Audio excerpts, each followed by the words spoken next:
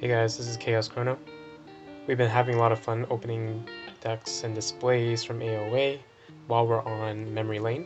Let's open up some Call of the Archons as well. So this is probably my last display of Call of the Archons that I'll ever open. So here's hoping we got something good in here. Let's get started.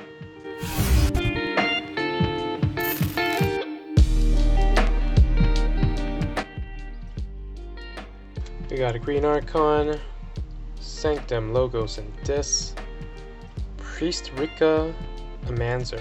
If I remember, Logos is going to be key, Dis is pretty nice, Sanctum's a little hit or miss, so let's see if I can rate this puppy accurately. Moving right along, looking through these cards, starting with Sanctum, we have Commander Remiel, 3-power creature, Reap, use a friendly non-Sanctum creature.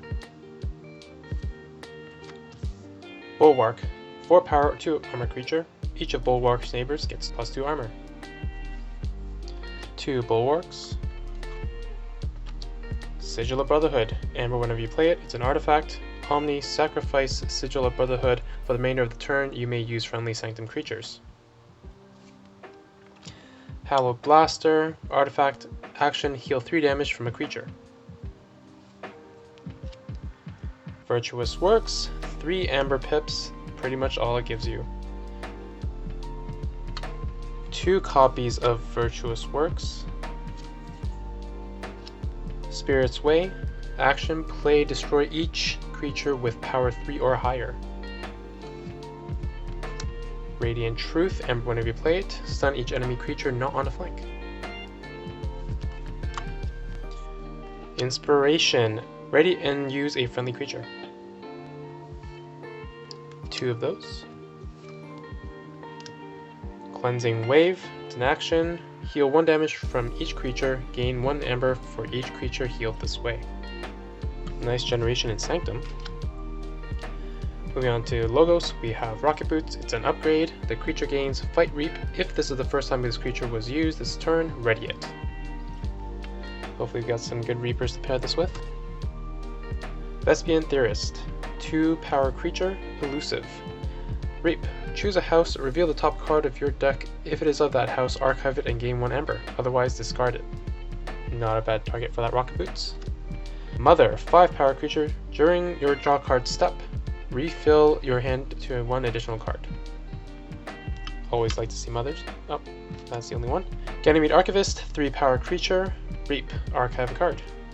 Good Reapers and Logos. DOK Page, the original. 5-power creature, Reap, draw a card. That's definitely some good targets for that Rocket Boots. Spectral Tunneler. Amber, whenever you play it, it's an artifact. Action, choose a creature. For the remainder of the turn, that creature is considered a flank creature and gains. Reap, draw a card. I have another deck with this card and DOK Page, then putting them together is pretty awesome. Library of Babel, artifact. Action, draw a card. Wild Wormhole is an action. Amber, whenever you play it, play the top card of your deck. Sloppy Lab Work. Amber, whenever you play it, archive a card and discard a card. Remote Access. Amber, whenever you play it, use an opponent's artifact as if it were yours. Phase Shift. You may play 1 non-logos card this turn. Nice, nice. Effervescent Principle. Each player loses half their amber, rounding down the loss. Gain 1 chain. Good amber control there. Moving on to Dis, we have Schuler, 5-power creature. If your opponent has 4 amber or more, steal an amber. Guardian Demon, 4-power creature, play Fight Reap. Heal up to 2 damage from a creature, deal that amount of damage to another creature. Ember Imp, 2-power creature. Your opponent cannot play more than 2 cards each turn while this guy is on board. Very nice. And we have 2 of him. Sadly, no shadows with Shadow Self to protect that or taunt. Anyway, we have Drubble, 2-power creature, elusive. If your opponent has 7 amber or more, capture all of it. It's a nice little delay there.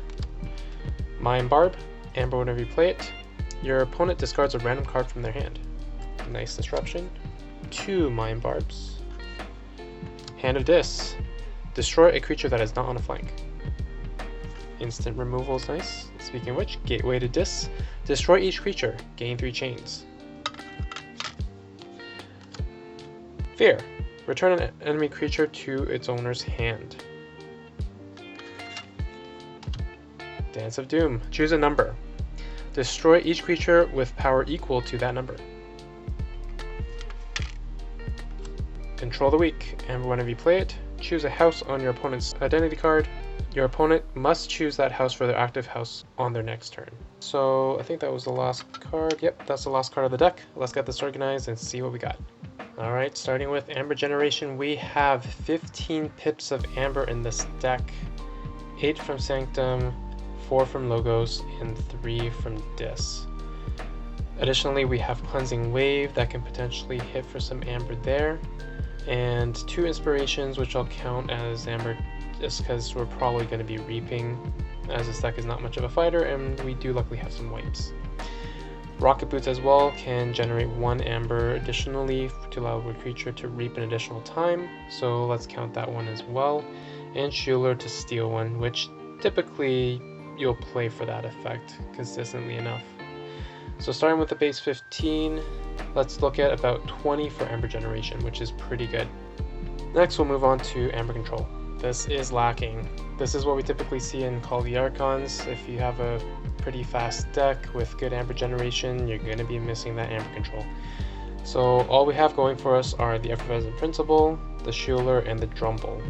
The 2 Ember Imps you can kind of make an argument for, but overall we're only looking at 3 cards that directly impact Amber. The rating will be about 4 or 5 just because there's extra value in the Effervescence and Drumble for the amount of Amber Control. So let's put it at about a 4 for now. Since overall, like having 3 cards out of 36 being usable for Amber Control, that's very little. Next we'll look at Artifact Control. Just wanted to double check, and yes, the only card for Artifact Control is the Remote Access, which only lets you use the opponent's artifact, so it'll just be 1 turn that it won't be used against you. But I mean, for example, Lash of Broken Dreams, that can be pretty big, having 1 turn where it's not used against you. But overall, this is very weak Artifact Control, as it's only usage, there's no destroy. Yeah, so 0.5 for Artifact Control. Next we'll go to Creature Control. Alright, for Creature Control we have some good options. We have Spirit's Way and Sanctum with Radiant Truth, along with 2 Bulwarks to try to keep your board alive or to help with some fights that might be going on. We have Guardian Demon, which helps you heal 2 damage and transfer it over to your opponent's creatures. We have Dance of Doom as a pseudo wipe, Fear, Gateway for a true wipe, and Hand of Dis for spot removal. We have Shuler to fight with, and Control the Weak to potentially affect whether or not your opponent can play much coming from their hand, for that 1 turn anyway.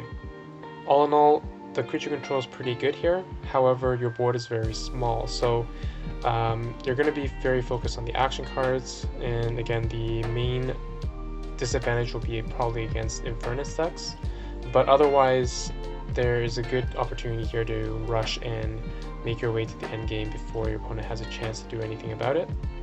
Let's rate this about a 10 for creature control.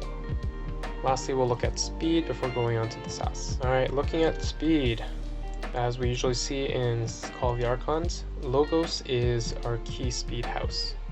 Almost every card in Logos is designed to help speed up your deck, from the Spectral Tunneler to help you draw, while Wormhole to get you to play extra cards, Sloppy Lab Work to cycle, and a bunch of creature effects that also help increase the amount of cards you run through.